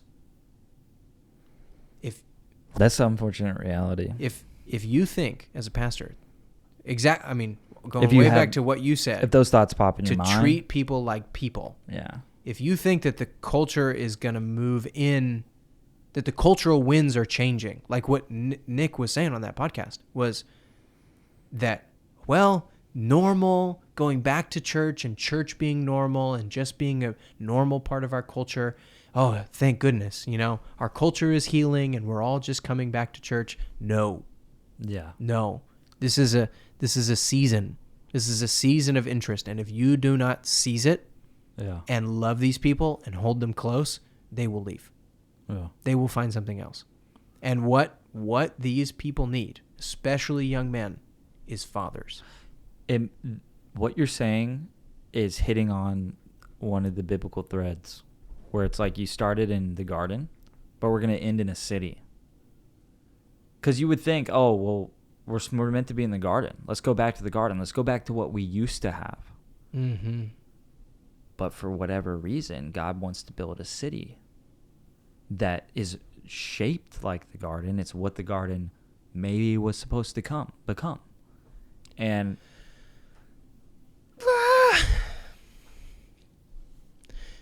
Adam was placed in the garden to watch over it, chillax and drink lemonade and a ice cold beer. To guard it. Yes, to defend it. Why would you have to defend a perfect place? Because naturally the imperfect things want to destroy it. I don't know. Yes. Yeah. No, I think that's right. I mean, I think narratively, because the snake is out there. But why is that? Like, it is a demonic force. It is a thing that's a spiritual thing. But to slow down, but to it's chill. It's a fundamental truth when someone isn't a part of it. they want to tear it apart. Why is that? Like, I don't know. there's no the paradise isn't hurting you, but you want to tear it apart. Envy. Yeah. Satan was a murderer from the beginning. Envy. Destroy the thing you can't have. The Bible has this phrase, the way of Cain. That is the way of Cain. Destroy the thing that you cannot have. That is envy. That's what envy is called. Anyway. Why defend a perfect place? Because you can never just chill. And that is God's specific call to men, to leaders and fathers and men. You cannot chill. You have to defend a perfect place. Oh, great, we got it to a perfect place. It's good. Everything's in harmony and peace, and now I can relax. No. Now you can work to defend it. Yeah. And so that mindset that, okay, the people are back, young people are back, young men are back. The fact that it's a good thing means you have to work twice as hard to defend it. Well, at the very least, they're not leaving anymore, right? Based on the You statistics. don't know that. Yeah. If you chill, Right. they might. Yeah. Or they'll find somebody who will father them. And so that young men need fathers. They need somebody who will guide them, who will teach them, who will show them. Which takes personal involvement. It can only be done through time. Yeah. Personal time. Personal time, care. Like no CEO dad ever raised, because the CEO dad was the CEO, that never led to fruitful, godly children. It was all about, if he was a CEO, he prioritized his time correctly in order to be personally involved. Like, no one as a kid, like, yes, there's a reality for the man to have to work hard and defend the family and provide and all this stuff. But there's a time where it goes over that, right? And it's more about disconnecting from the other responsibilities as a father. I mean, I just know my kids don't care if we're rich. Right. Like, we got a car to take them everywhere they want to go. They have food on the table every night. They're good. They care if I come home and hug them. Yeah. That's what they care about. Yeah. Like, the reason we do this show so late Yeah. is because I don't miss an evening with my kids. Right. I'm there with them until they go to bed. Yep. That's what they care about. That's what they know. That's what they see. And instead of just being like, oh yeah, we can't do the show anymore because I'm going to do this, you push over to stay up later than you ought to in order for something. You're working towards something. Mm-hmm. And anyway, so how do we solve this problem? I think one last thing. So men need fathers. They need guidance. Yeah. And a key part of fathers is a father, a real father, unites authority and love. A real father unites authority and love. And the devil would like to steal one of those if he can, and both if he can. But at least whichever one he can steal, he would like to steal one of them and give you a lopsided view of a father. All love, no authority, or all authority, no love. But a true father unites authority and love. And it is just the sign of our times that we have been trained and older ministers have been trained, all love, no authority. That is the tolerance, feminized culture that we have been swimming in and raised in and trained in our seminaries and all that stuff. All love, no authority. And if men need fathers, young men need fathers, what they need is authority. Now, it doesn't mean you get to boss them around. Well, they need both, right? They need both. Right. What that does mean is this is how we're going to act. Well, I think this is what we need to do. Authority in love, right? Because if you have this guy, right, united, authority and love united. If you have this guy come in and he's like, and then you just have some disconnected pastor just trying to tell him what to do, he's out of there. Yep. But if he knows, like, hey, like like he spent time with you, really cares about you, invited you over for dinner to sit at the table, you know. It's like, what does that person deeply want in their heart? They want a father figure. And what does that look like? What's the most impactful thing? Come over, sit at my table, be a part of my family, you know, and that takes sacrifice, lots of it. And that does form an authority, but there's a trust built through that too, where it's like, this is contrary to my experience. Yeah. You know, because people either had no fathers, distant fathers, fathers that would just tell them what to do, but had no moral character. Yep. And so you kind of have to reverse engineer all of this stuff. And really the key is just actually care about people. Yep. And actually know the word, like truth, spirit and truth, right? You have to have the spirit leading you, because you're not going to have all of the answers for someone isn't all theological, right? But if you don't know the truth and have the word, you're not going to have any good, solid, foundational solutions after you've made it past the relational trust aspect. Yep. To where you know what they need, and you can diagnose issues, and you can establish some boundaries. Because like at the end of the day, in a fatherless society, who establishes boundaries is the authority comes from the word and from the scripture. And the pastor, like we talked about with all the elder episodes, the pastor is supposed to point at that authority. The authority doesn't come from them alone, but it's like, hey, this is the truth. And if you don't know the truth, then there's no ability to distribute that. But they are. I mean, it is the same way that Paul writes about the government, that they are appointed, they are given the sword to enforce what is good, to guide people towards what is good and away from what is evil. And we could look at a pastor role in a similar way of, you don't have the authority. The authority is not in me or my will or my desires or my opinions. The authority is in the word. But I am appointed to enforce that authority, to bring it to bear on different situations from the source of authority, Jesus Christ and his word, to enforce it. Right, not just certain your areas. Arbitrary, like... Yes. And I think that's people's experience, right? Is you have this random guy basically distributing arbitrary authority because he feels like it, and he feels like he is deserves it, right? I'll say, I'm sure that a lot of people, if your dad wasn't checked out watching sports and sitting on the couch and letting your mom do whatever she wanted, if your dad was even around and he wasn't checked out letting your mom really run the house, if he did try to step in and lay down authority, it probably was totally disconnected from... Yeah. You know, it was just like... Any goodness. Yeah, any goodness and whatever I felt like and whatever's annoying me right this moment. Because the point I'm trying to get at is authority, right? There's all these warnings against pastors lording over people. Tons of them. Authority is meant to usher in goodness. Authority protects goodness. Right. It allows goodness to thrive. Right, or cultivates it. Mm-hmm. And so I think when that becomes arbitrary, something in us goes, this is wrong. Because you're not cultivating goodness with authority. It's Saul, right? Mm-hmm.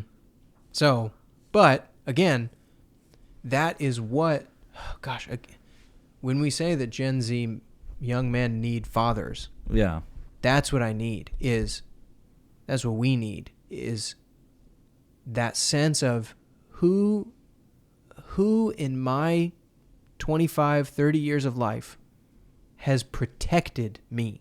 Yeah. Protected me from, lasciviousness, protected me from stuff on the internet, protected my finances, protected my future, protected my heart, who has guided me. And what I mean by protected is said, these things will hurt you. Don't do them. Who has done that for us? Who has protected us? Who has guided us? And so authority and or enforcing authority, whatever you want to say, but saying don't is a form of protection and love.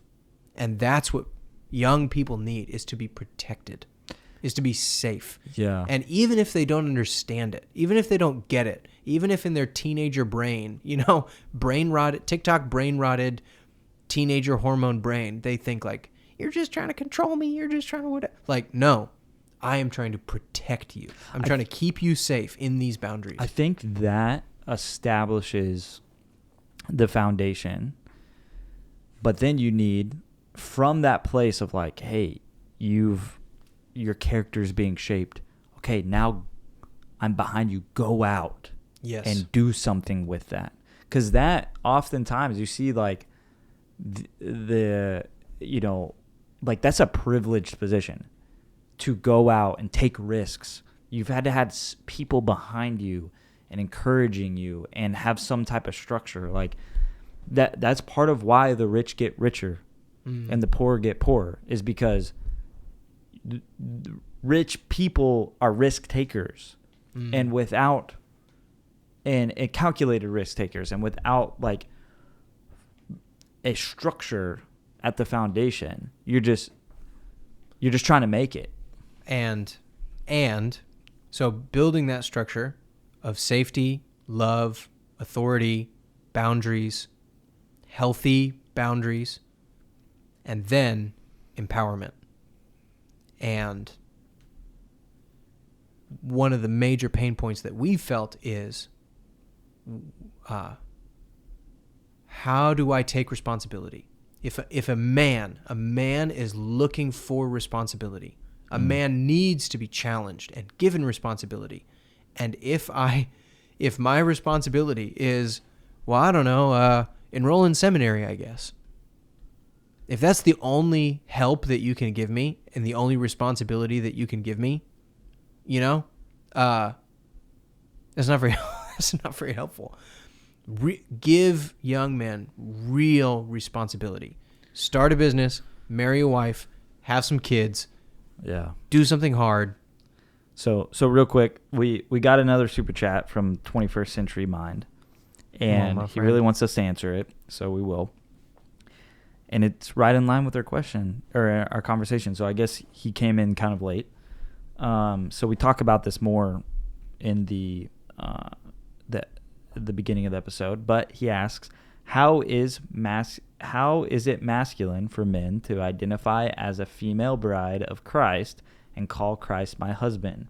This violates gender identity, and it cannot be masculine. Oh yeah, you should just rewind the video. Yeah, I think the big part of it is that is a corporate analogy versus an individual literal reality. Yeah. It is a way to understand the relationship between the corporate church, Big C church, God's people, and him.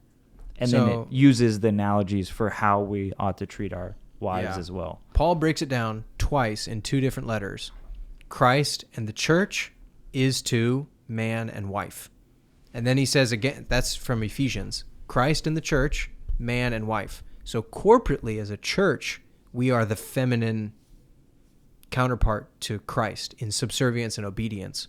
And then man and woman, the woman is the counterpart to the husband in subservience and obedience. So corporately as a church, we are the bride. But as an individual person, I am meant to relate to my wife as the man, as masculine.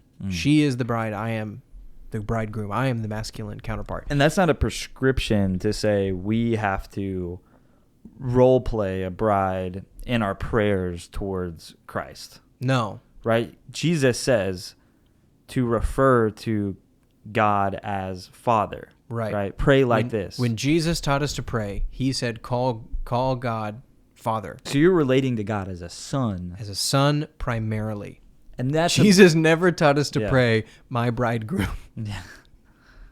And that's more of a and that would be more towards the individual aspect of your identity as an individual as a son. Yes, when Jesus taught us to pray as individuals, and even corporately, because it starts our Father, not our bridegroom, our Father.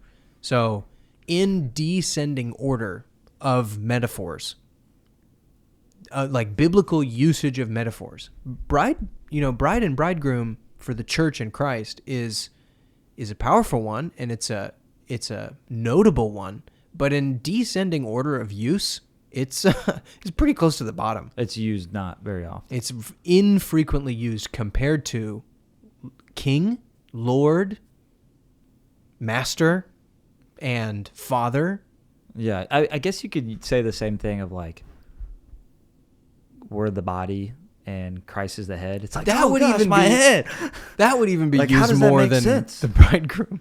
Yeah, but I'm supposed to just relate like God's a floating. Like if you're taking it in the same way, it's like I'm supposed to relate to God as without a head. Yeah, a metaphor has its limits. Yeah. Definitely. So It's supposed to help you understand an aspect of the. yeah. So the main point, you just rewind because we talked about it, but it's good to bring up again, is that on an individual piety level, the bridegroom metaphor is unhelpful. On an individual piety level, it is not helpful. It is helpful at a church-wide. We as the church, as humanity, as God's people, are subservient and obedient. And so, as a man, I am subservient and obedient to Christ as a part of his church, because I am part of that collective that is subservient and obedient to him as his church.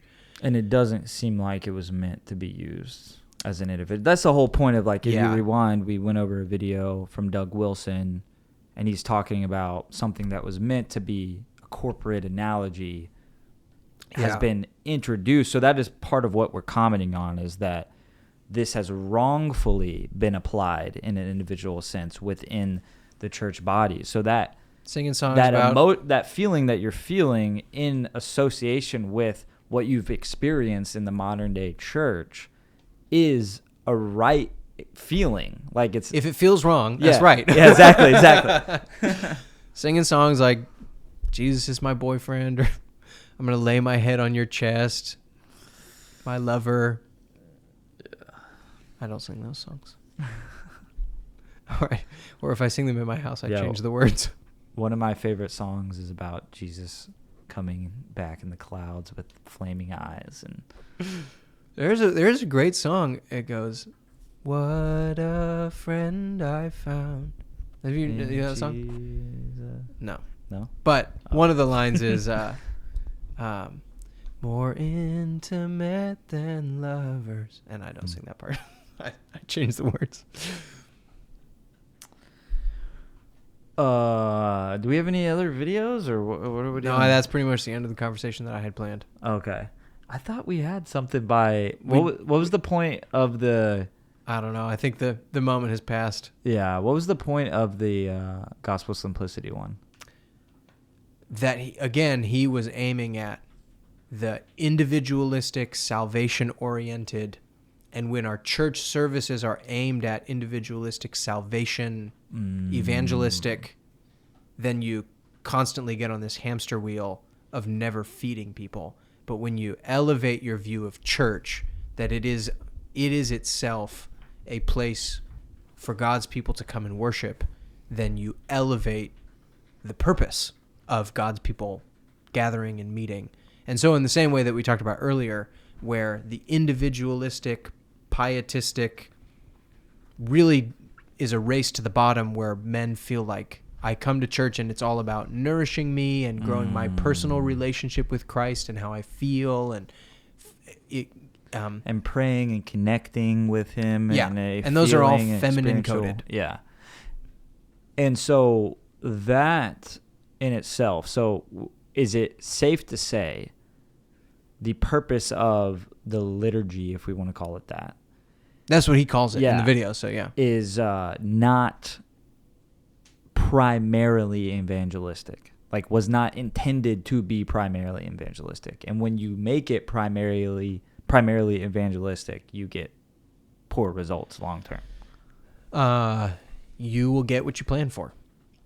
Your system will produce what the system is meant to produce. And if the system is meant to produce converts or decisions for Christ or new members or whatever you want to call it, you will produce new members. But you may never produce, you will not automatically get from those new members rooted, established, strong, mature Christians.